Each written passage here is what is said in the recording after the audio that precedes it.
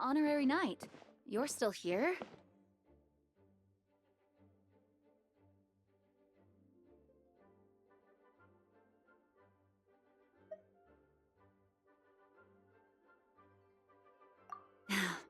Is it that obvious? Huh? But Vark is coming back. The situation in Nokrai is stable. Surely things are looking up. True. From what you and Loan have told me, the expedition has indeed accomplished its strategic objectives. It seems that Mondstadt no longer faces any threat from the perils of the North, be they the Wild Hunt or the Doctor. And yet, for some reason, I can't help but recall something the Grandmaster said to me before he left.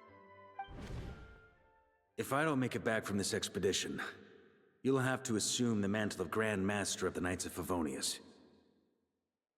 If it comes to that, remember to train the next Knight of Boreas in my stead. I've planted some promising seeds in Mondstadt, but they still need time to grow. Some have yet to master the art of social interaction. Some don't yet understand that they too need protecting. And some, well, some might not even want to be a knight yet. What's wrong? Well, there's no need to frown. I'm going on an expedition, not marching to my death. This is all just a contingency plan in the event that I'm unable to return. Until I return, I leave them in your care.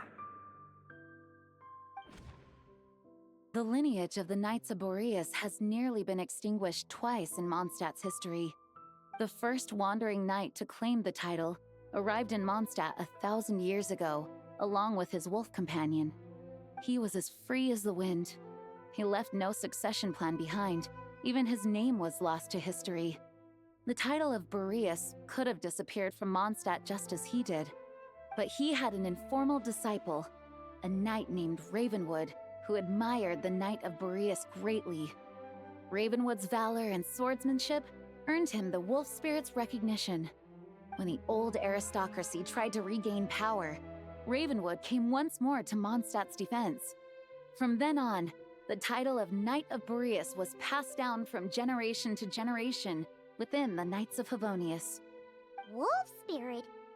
You mean that big blue wolf in Wolfendom? Correct. As you may already know, the Wolf of the North is the surviving spirit of an ancient god, and the Knight of Boreas serves as an intermediary between him and humanity. Lupus Boreas, who had never known what it meant to love, came to understand it through the journey with his human companion. In the end, he chose to allow his power to become one with the land. This was once a well-known tale in Mondstadt, but these days, few people are aware that the starting point of the Wolf King's journey was not Mondstadt, but Nokrai. Huh? The great Wolf King of the North came here from Nokrai, although he doesn't like to speak of his past. In fact, he rarely shows himself to people at all nowadays. As such, this tale can only be found deep within the Knights of Favonius library. Even among the Knights of Favonius, few are aware of it. The Grand Master didn't disclose any concrete objectives before departing on his expedition. I couldn't help but wonder whether it might somehow be related to Nokrei's Wolf of the North. I kept my speculations to myself, however. Sharing them would only spread unwarranted suspicion toward the Four Winds among the people of Mondstadt. You experienced the turmoil caused by Duval and the East Wind's actions for yourself. Surely you can understand my concern? No wonder Varga wasn't clear about his motives. Is that what he was worried about? Very possibly. He was probably also reserving judgment. Having heard about your experiences in Nokrai, I now suspect that the Grand Master hadn't yet ascertained the true identity of our enemy at that time. And as it turns out, the calamity born in the north wasn't an ancient god, but rather the Wild Hunt and the Doctor. I guess we were both jumping to conclusions.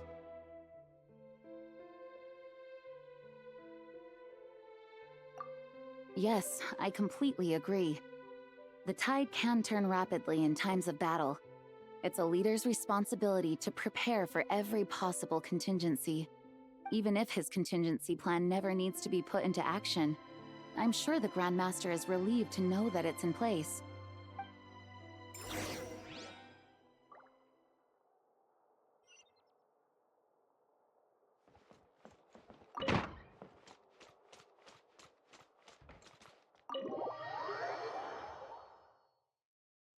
That turned into a pretty long conversation, huh?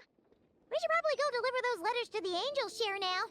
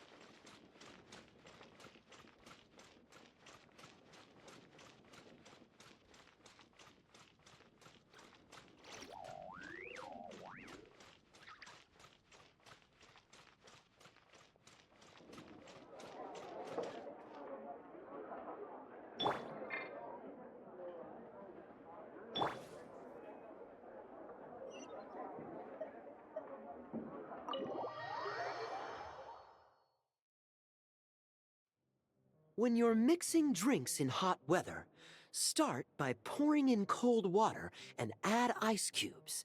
Then drain out the water before adding the other ingredients. How's that for a secret recipe? Maybe it's worth a little intel in return. Please. I've known that little trick for a good 10 years at least. You'll have to offer something a little more substantial if you're serious about trading.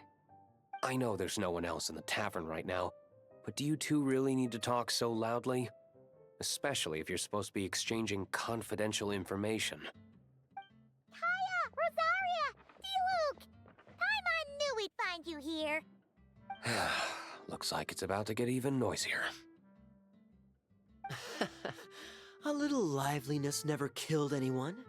Traveler, Paimon, what brings you our way?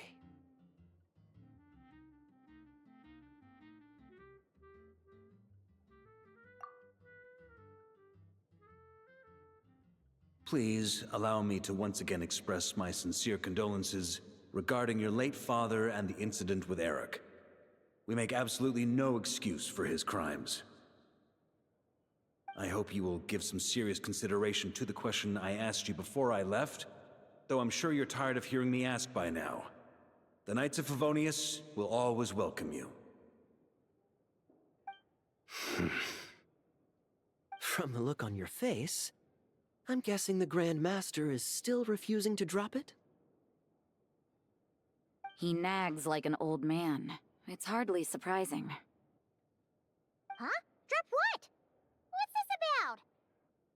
Nothing, really.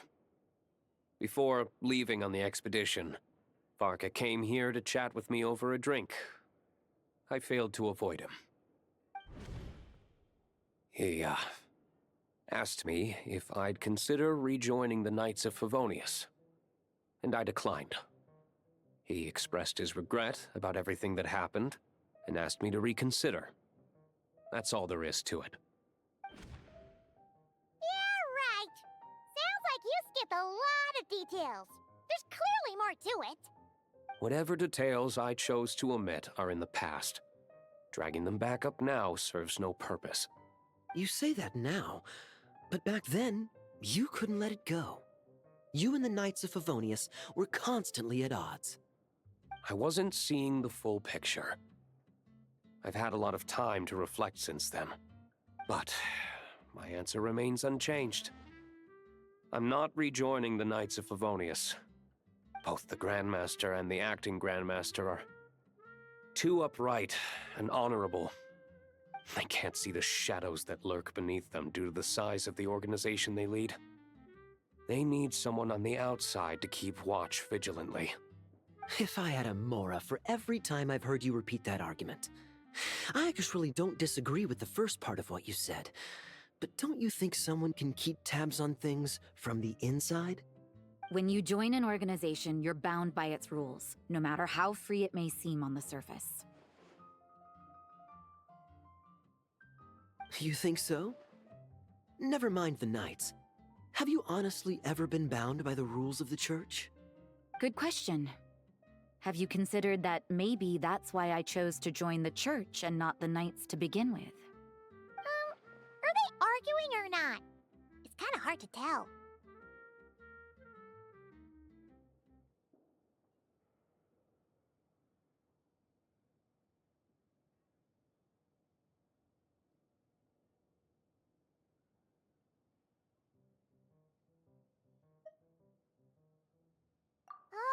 Oh, kind of like the contingencies Jean was talking about. The more ways they have to protect their home, the better. Huh? Traveler?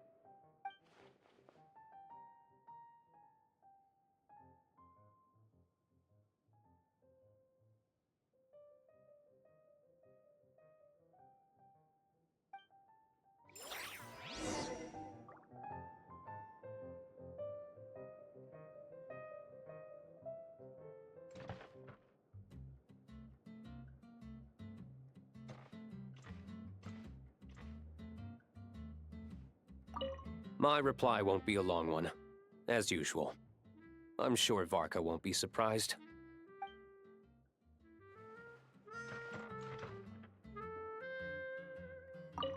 What should I report back to the Grand Master on? Let me think. Public order inside the city? Monster activity in the wild? Oh, and a review of the latest vintages. I think I'll leave it at that.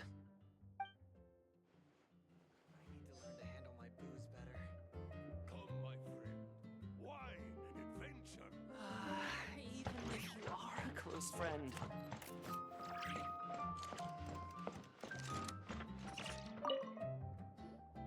If you hadn't had to deliver that guy's mail, you wouldn't have been subjected to all this tedious arguing. When I write back, I'll tell him to quit making trouble for other people. It's no trouble. Lowen did most of the work. We just volunteered to do the last leg of the journey. Mostly so we could come say hello.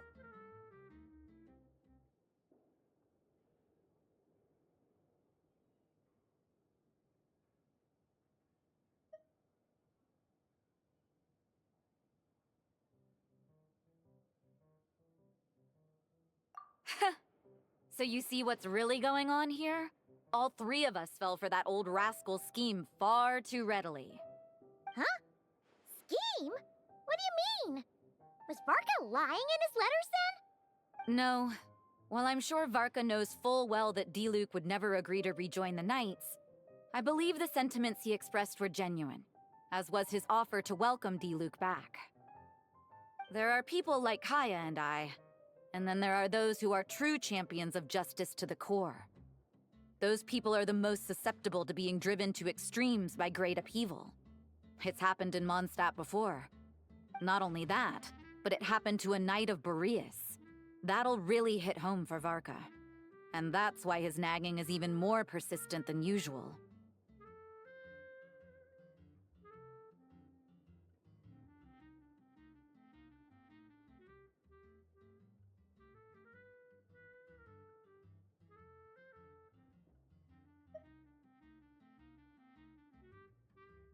Yeah.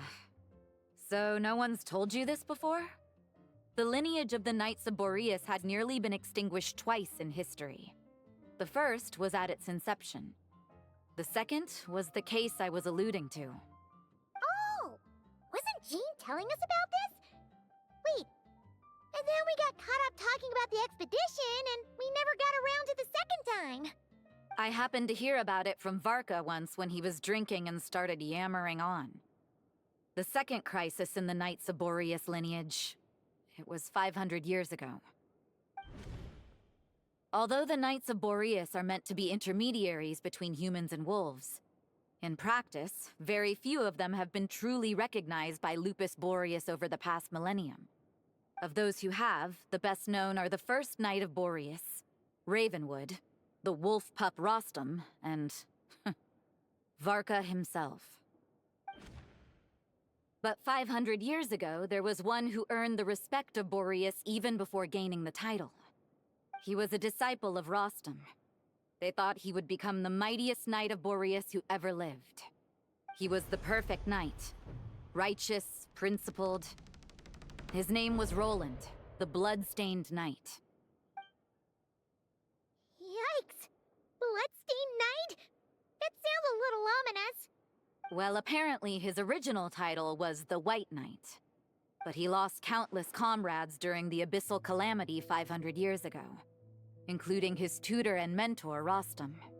The endless bloodshed stained his sword and armor a crimson as deep as black, transforming the White Knight into the Blood-Stained Knight. After that, he threw himself completely into battling monsters, leaving Mondstadt and the Knights of Favonius behind. To this day, no one knows his final whereabouts. It's hard to say whether the loss of an important figure in his life is what drove him to the point of obsession, or whether he was already too far gone to save. But had he known that the Knights of Favonius would always welcome him back, perhaps things would have turned out differently. So if you want my opinion, the reason why Varka keeps asking Diluc to rejoin, despite knowing that he'll never say yes, is to let him know you're not alone. After all these years, he's still as persistent as ever. Just like how he used to be with me. Huh. Turns out Varka's a lot more thoughtful than he lets on. Paimon had the wrong idea about him. Anyway, there's still something about this whole Boreas business that Paimon isn't really getting. Wasn't Andreas a god in Mondstadt thousands of years in the past? If so, why did Jean say that Boreas and the Wandering Knight only arrived here just 1,000 years ago? Plus, Paimon's super curious about what happened to Roland.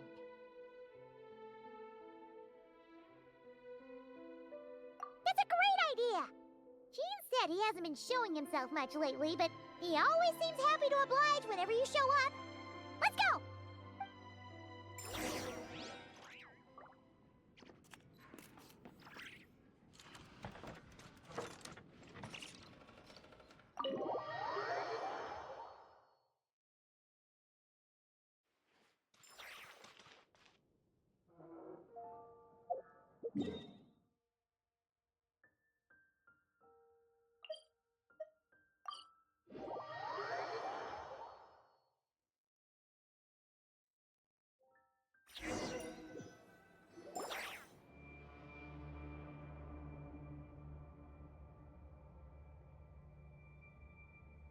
What's going on here? Was Bulbumdum always like this? Paimon has a bad feeling about this. The Wild Hunt? What are they doing here? Watch out!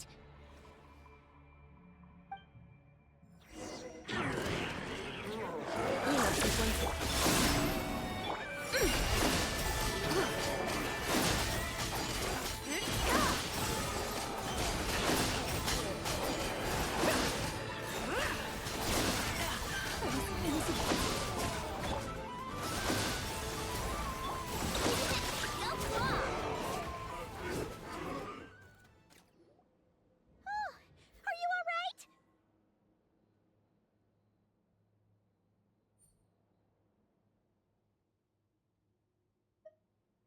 Oh no! What now? There better not be more Wild Hunt monsters!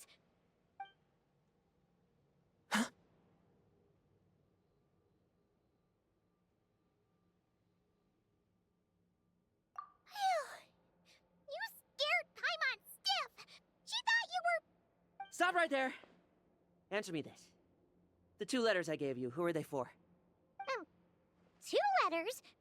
Wasn't it 3?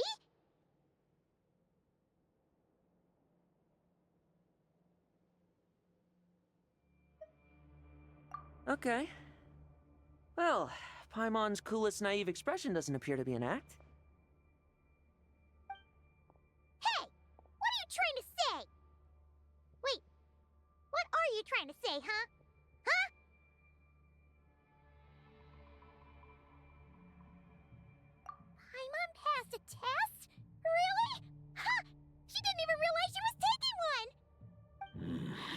I dispense with your suspicions. The wolf pack has borne witness.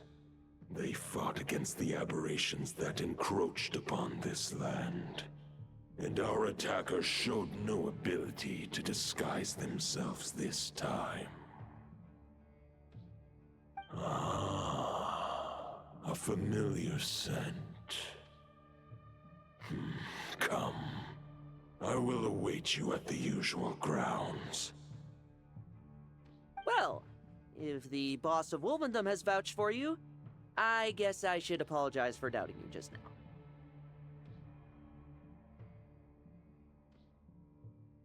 Sure was. Fortunately, my experience in Nodcry didn't go to waste. Turns out the Wild Hunt all feel the same when you stab them. They didn't stand a chance. Something seems wrong with that old wolf, though. Go on. You should check on him.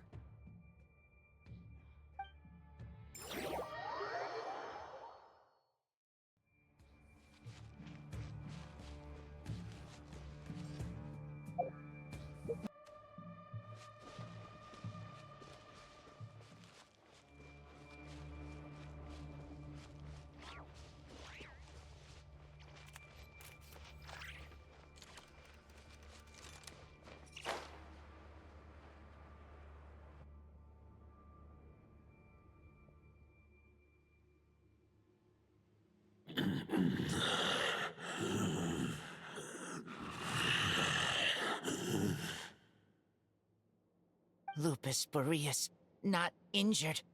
Why so weak? Am I not strong enough?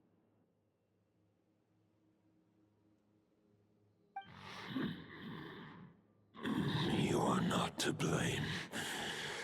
With your Iron Claw, you successfully blocked their attacks. However, their assault went beyond the mere physical world. They followed my trail from the distant north across the ley lines. They sought to corrupt the territory I protect. But I shall not let them succeed without a fight.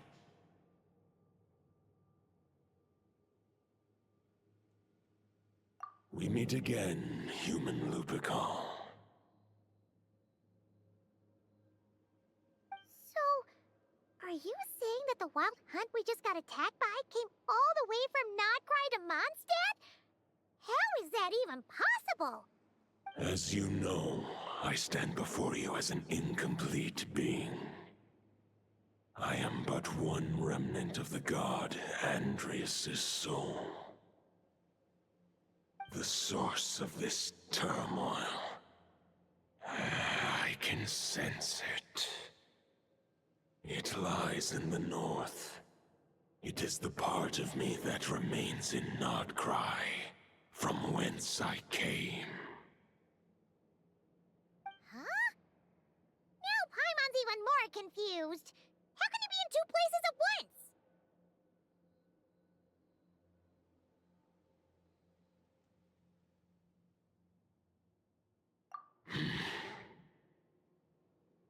For many gods, housing a part of their soul within an object is no difficult feat.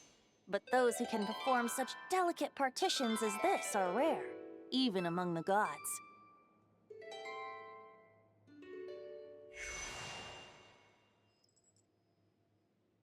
The Wolf King, Andreas, was particularly adept in this art.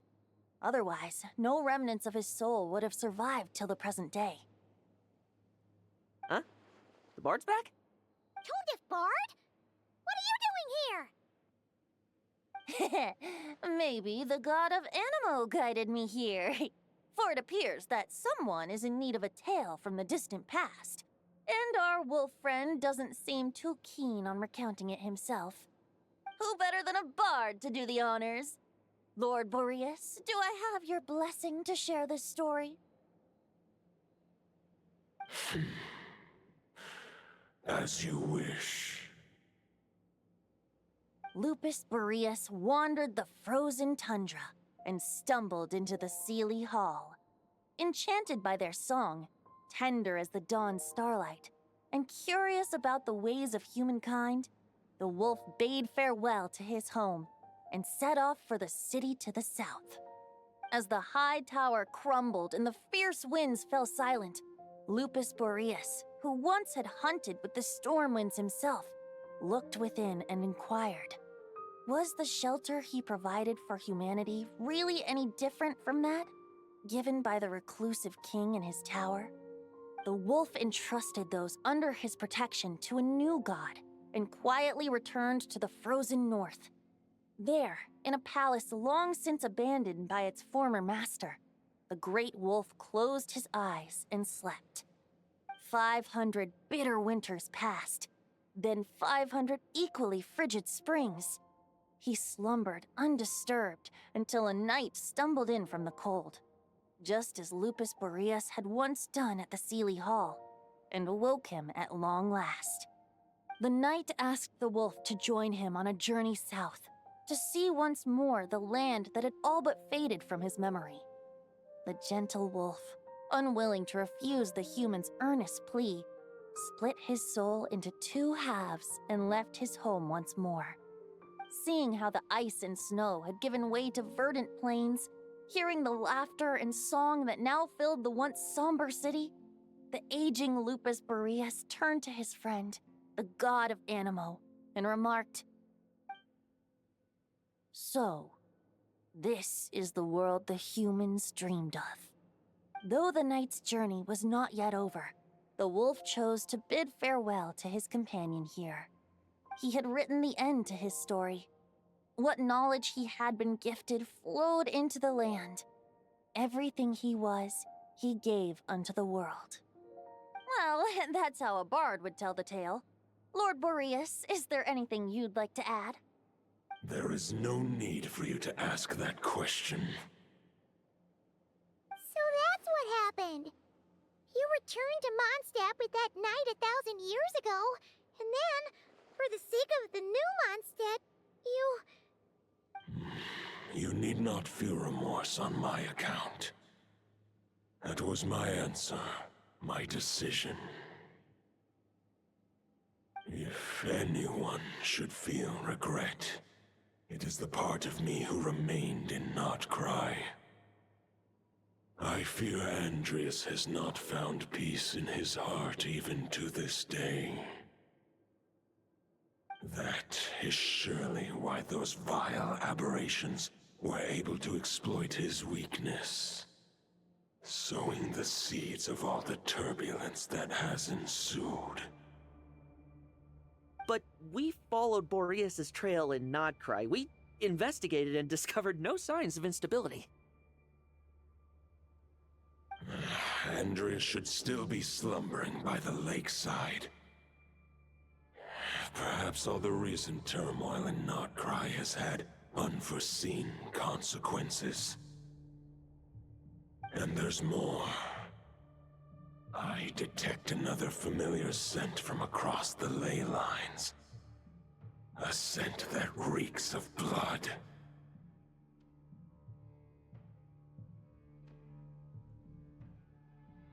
Oh, the White Knight who became the Bloodstained Knight? The mightiest knight of Boreas? But wasn't he from 500 years ago? You think he's immortal or something? I remember him as just a man. His lifespan should be no longer than any other of his kind. But before he severed his connection to Boreas, his final destination, it was the ancient kingdom of Conria, as you call it. Beyond that, I know not if he lived or died.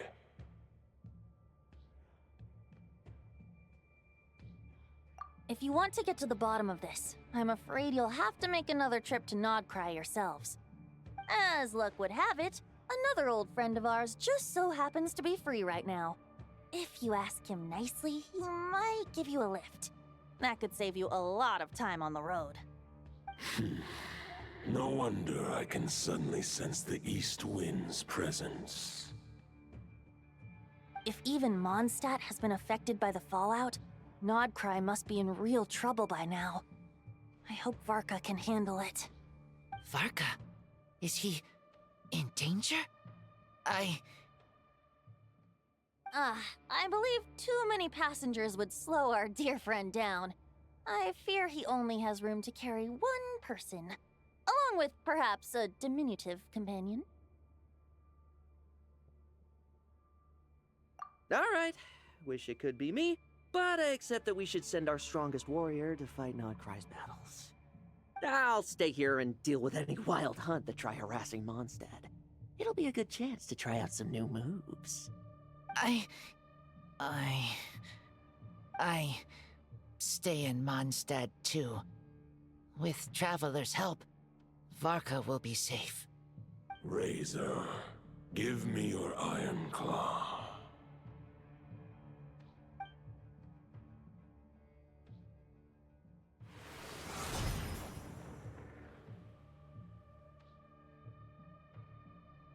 Golden-haired traveler, give this token to the current Knight of Boreas.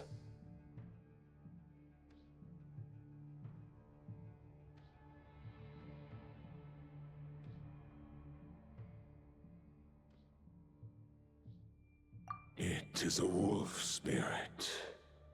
It contains my power and thoughts. Though I have given him a piece before, this should bring him new strength. The Dominator of Wolves once bestowed the power of his soul upon his pack, strengthening their hearts and sharpening their claws and fangs.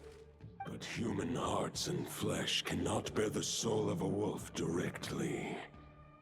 It would be akin to forcefully merging a human and a wolf into one being. They would descend into chaos. To prevent the entanglement of souls, the most I can do is temporarily house my power and thoughts within claws and fangs wrought of steel. Although, truth be told, that knight does not lack for power. What he needs more is the thoughts within. But I shall leave this for him to explain. The Great Wolf King of the North remains strong for now. Besides, do I not have the protection of my Lupacol? I will protect Lupacol. The North and Varka, I leave to you. Just give me the word whenever you're ready.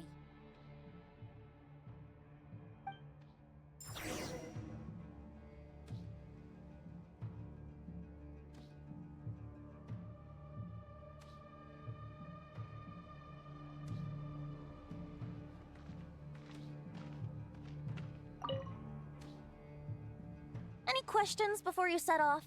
Better ask now. You'll probably have to hit the ground running when you get to Nodcry.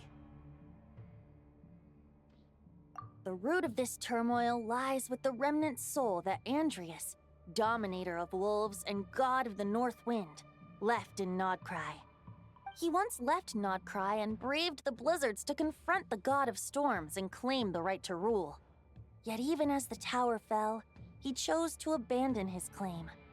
Instead, he returned to the north and slumbered for 1,000 years, before finally journeying back, under the name of Boreas, with the first Knight of Boreas to witness the new face of Mondstadt.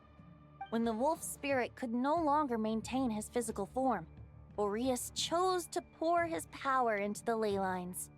With that, he became the North Wind of Mondstadt, as he is still known to this day. Any questions before you set off? Better ask now. You'll probably have to hit the ground running when you get to Nodcry. 500 years ago, Roland seemed destined to become the mightiest Knight of Boreas ever to have lived. But he was too pure of heart. He believed firmly in his own ideals of chivalry, vowing to eliminate all injustice from the world.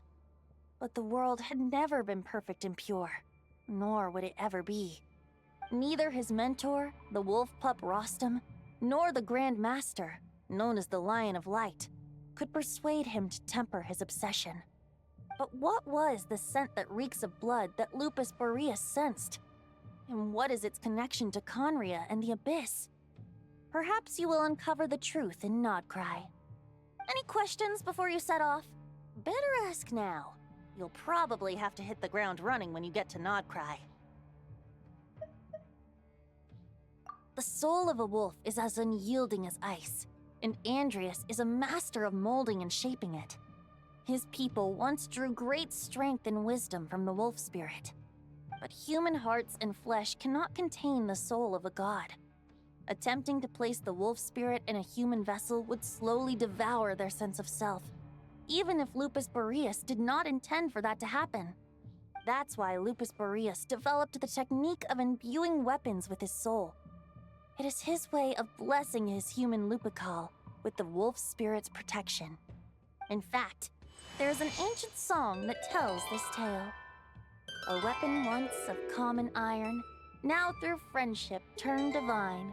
Twixt man and wolf a bond was made, a power born within the blade. As much as he might claim not to accept humans, his actions sing a different tune. Oh, but keep that little observation between us, will you? Any questions before you set off? Better ask now. You'll probably have to hit the ground running when you get to Nodcry.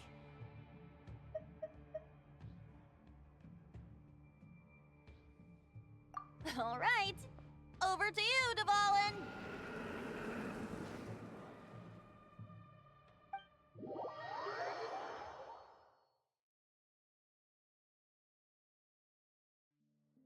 The Knight of Boreas awaits below.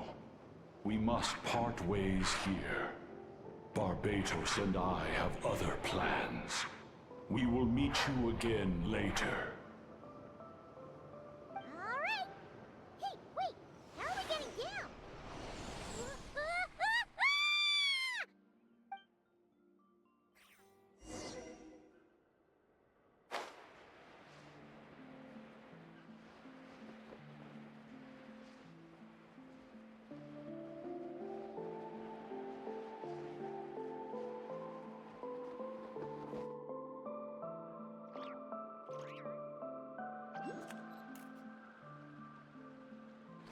Hold the line! The enemy's on the brink of collapse! Grand Master! It's...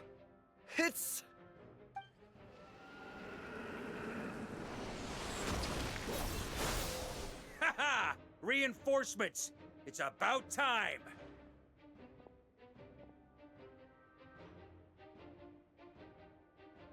And Paimon too!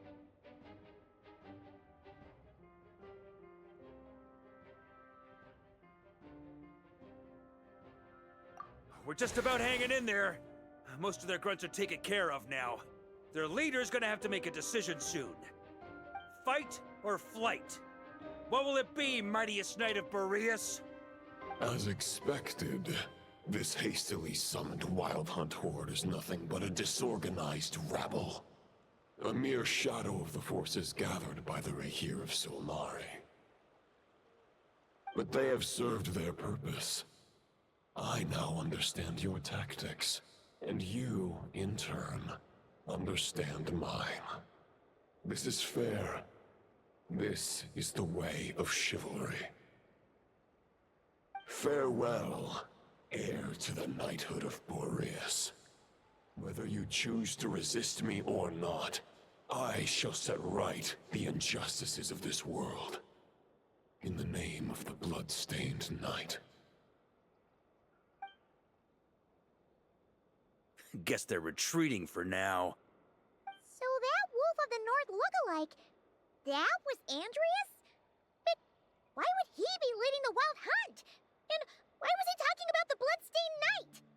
Ugh, forget that. We can save the details for later. He was the enemy boss, right? Are we just gonna let him get away? There's no point chasing after him. We've crossed blades already, and it ended in a stalemate. Right now, there's nothing we could do about him.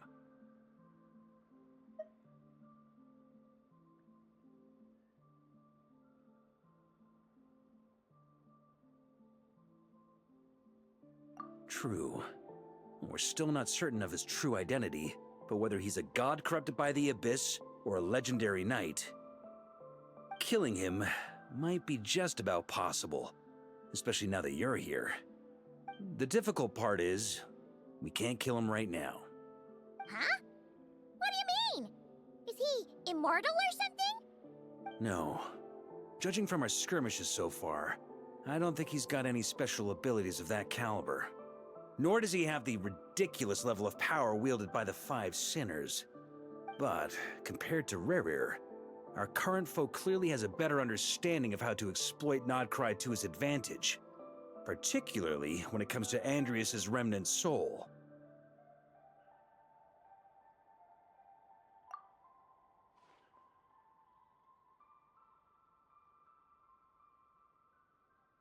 Exactly. Sounds like you realize what the crux of the issue is. I managed to cut off a sample from our foe, which Albedo and Durin are analyzing as we speak. Meanwhile, our other allies should be making their way home from their own battles by now. Let's discuss this further when they're back.